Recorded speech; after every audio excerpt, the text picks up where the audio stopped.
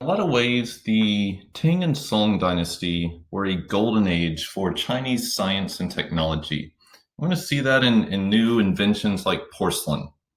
Porcelain, also known as Chinaware, becomes a key export item for China. It becomes a luxury item all throughout Asia and as far as Europe. And much like Chinese silk in the previous era, people all over Asia and Europe coveted porcelain. It was a status symbol if you could afford porcelain Chinaware.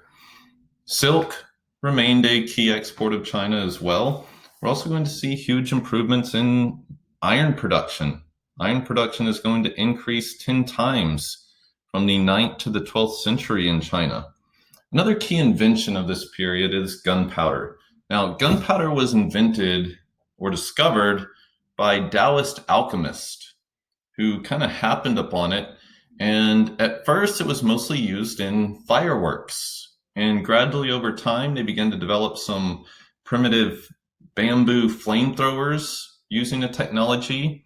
And by the end of this era, they were using it in primitive bombs and grenades that they used against the nomads to the north. Printing is also greatly improved by new inventions in China.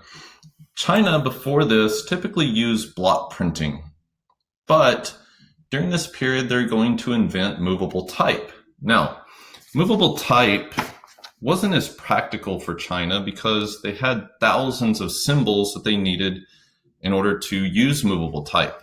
And so, in a lot of ways, the old block printing remained more practical in China.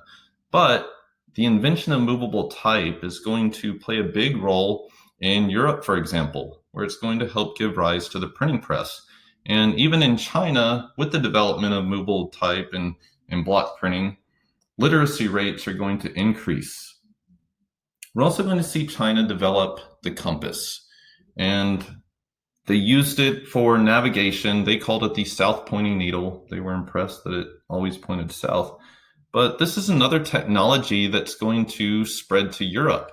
And these technologies are obviously going to aid China in the post-classical period.